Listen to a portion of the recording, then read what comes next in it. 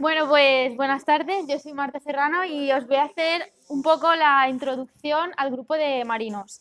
Voy a hacerlo muy general porque sé que hay gente de todos los grupos y simplemente quiero que quede claro los conceptos básicos y a lo largo del curso ya con el grupo de marinos iremos ya especializándonos en cada tema de los que voy a hablar.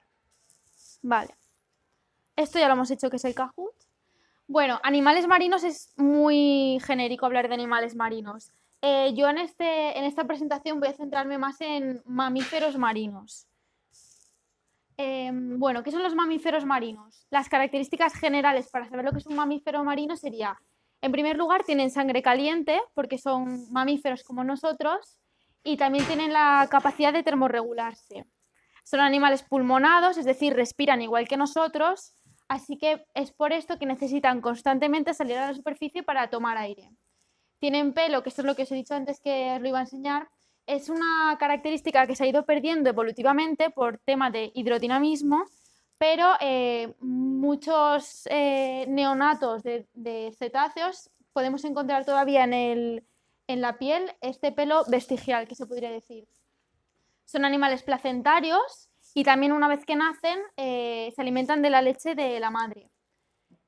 Algunos de ellos simplemente están adheridos a este grupo de mamíferos marinos solo porque su ciclo biológico depende del mar.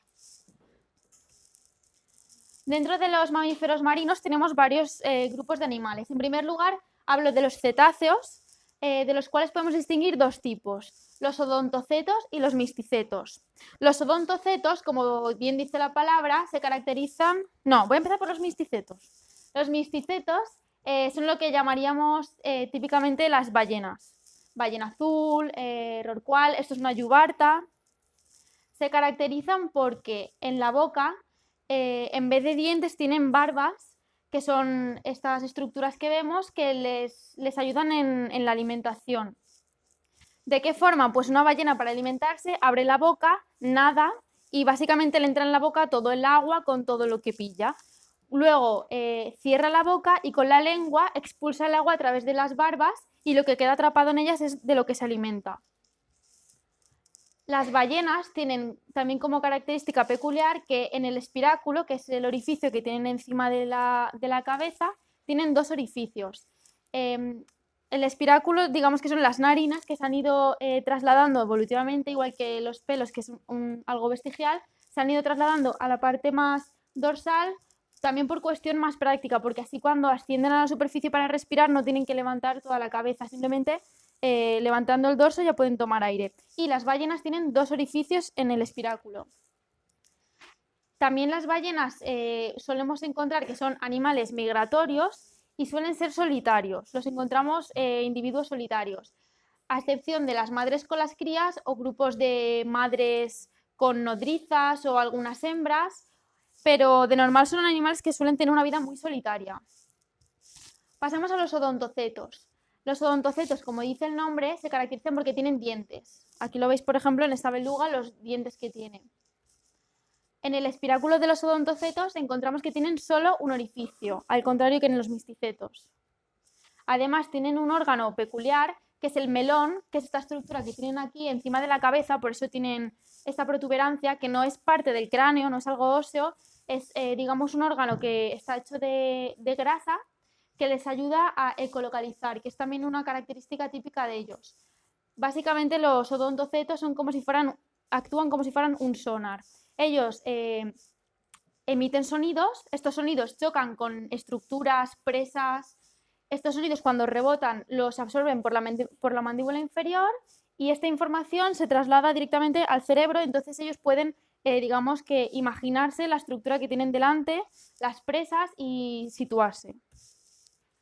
Además también, y esto es lo que salía en la pregunta del Kahoot, que igual no os ha parecido un poco extraña, lo siento por cómo la he redactado, pero estos animales tienen una respiración voluntaria, al contrario que nosotros, que cada vez que respiramos no lo pensamos, igualmente cuando nosotros dormimos no nos despertamos para pensar, ay, tengo que respirar, pues estos animales si se olvidaran de respirar o se durmieran por completo, dejarían de respirar y se morirían ahogados. Es por esto también que supone un riesgo extremo anestesiar a un animal como esto, porque entonces se deprime el sistema respiratorio o simplemente se queda inconsciente y se muere por ahogado.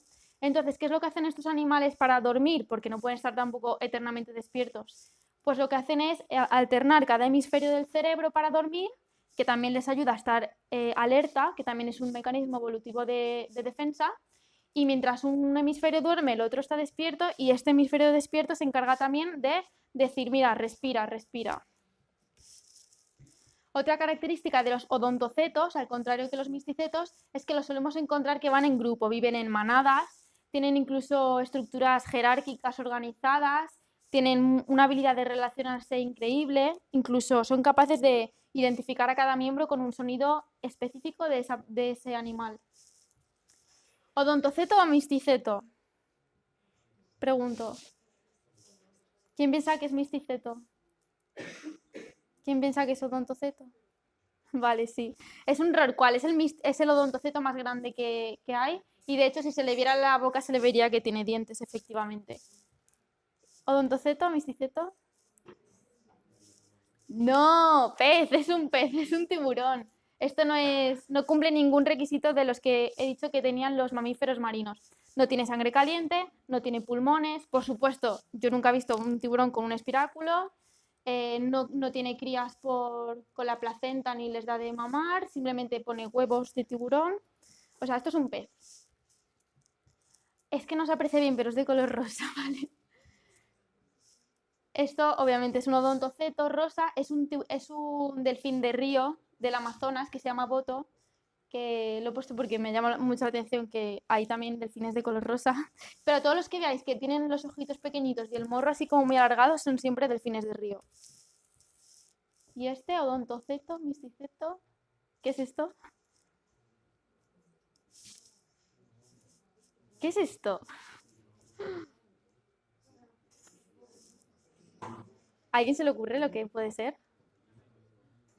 Os encontráis esto y decís, ostras, ¿esto qué es? Pues no es ni odontoceto ni misticeto, de hecho no es ningún cetáceo. ¡Ja! ¿Cómo te quedas? Es un sirenio, es un dugongo que es primo hermano de los manatís. Pero como tiene esa cola, igual que los delfines, pues es fácil de confundir.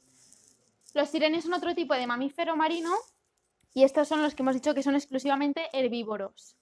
Y de hecho, el animal vivo con el que más emparentados están es con el elefante, aunque se les llama vacas marinas, pero eso tiene más que ver con la alimentación porque son exclusivamente herbívoros. Otro grupo dentro de los mamíferos marinos serían los pinnípedos, dentro de los cuales tenemos los leones marinos y los fócidos. Los fócidos serían focas y también entrarían las mosas.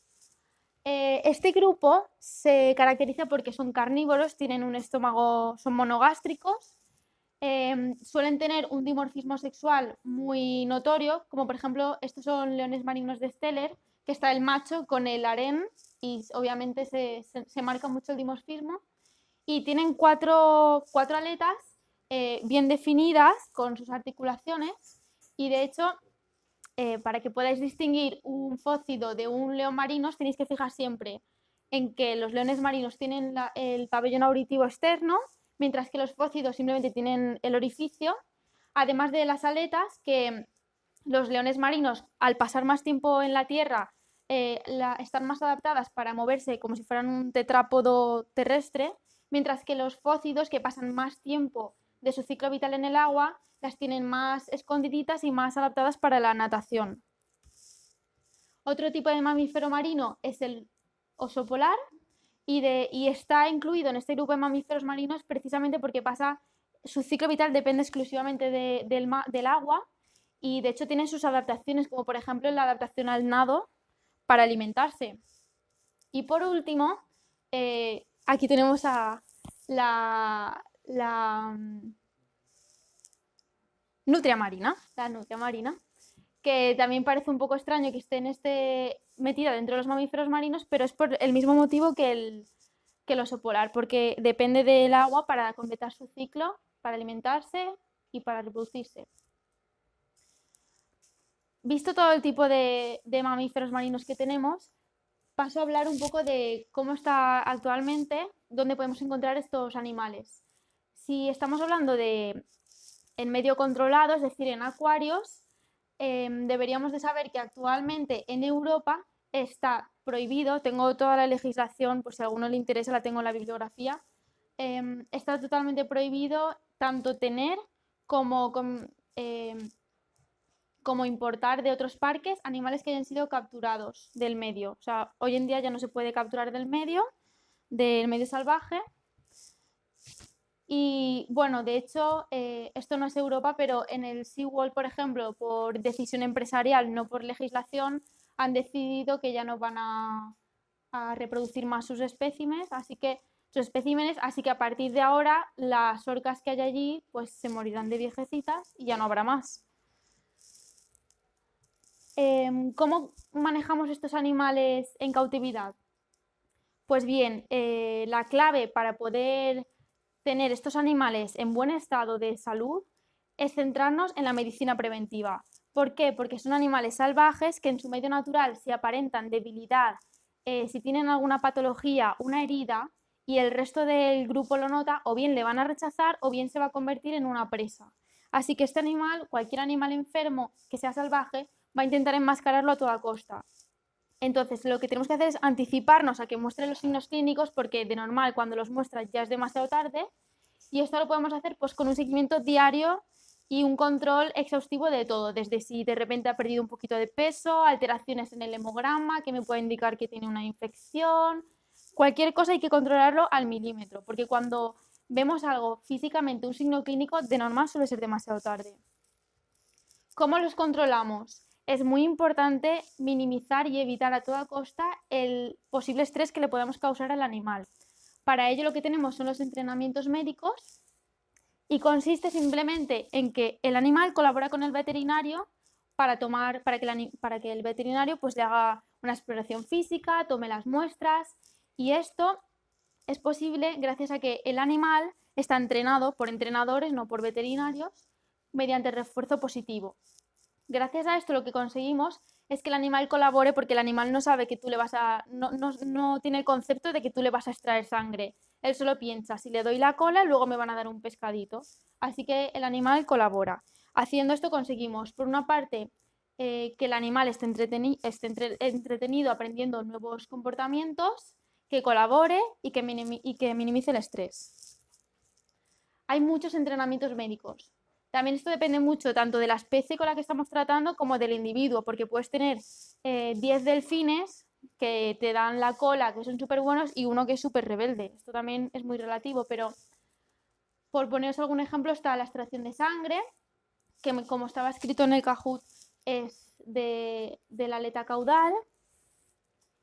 Igualmente para los pinnípedos, las aletas caudales.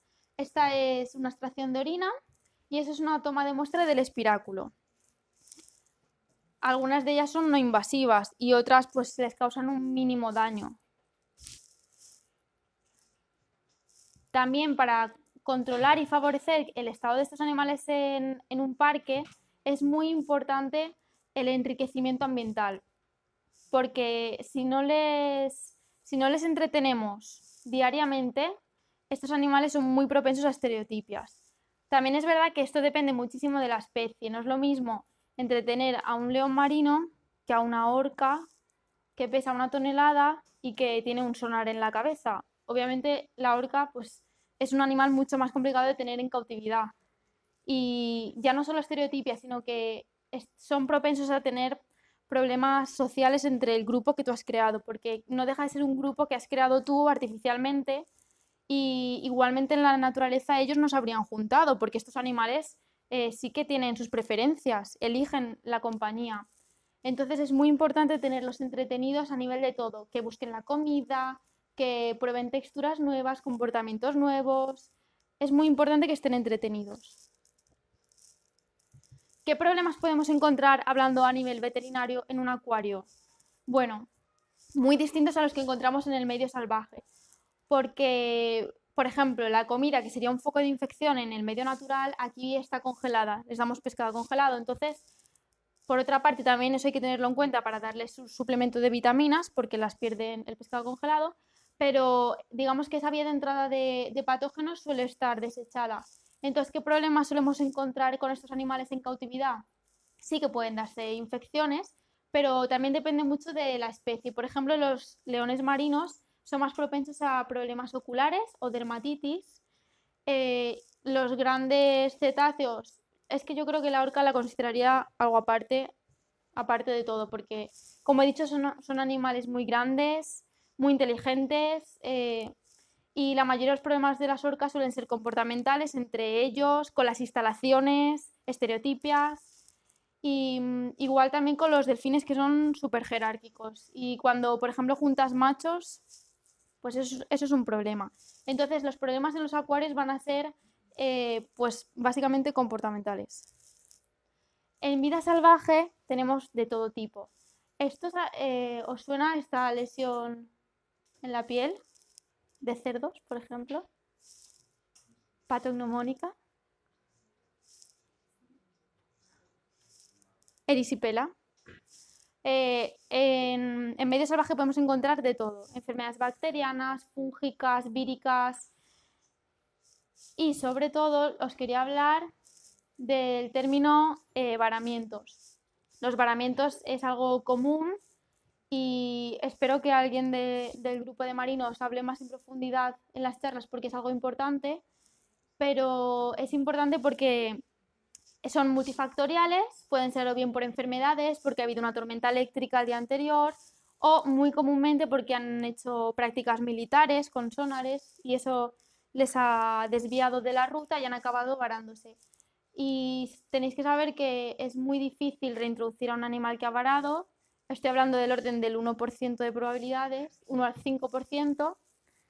Y es un fenómeno, a mí me parece muy interesante a la hora de estudiarlo, porque me parece que es un campo de investigación interesante también a la hora de evitarlos, a nivel, aunque sea lo que podemos nosotros evitar, que sería de prácticas militares o etcétera. Y esto me parece muy interesante y espero que lo veamos en profundidad.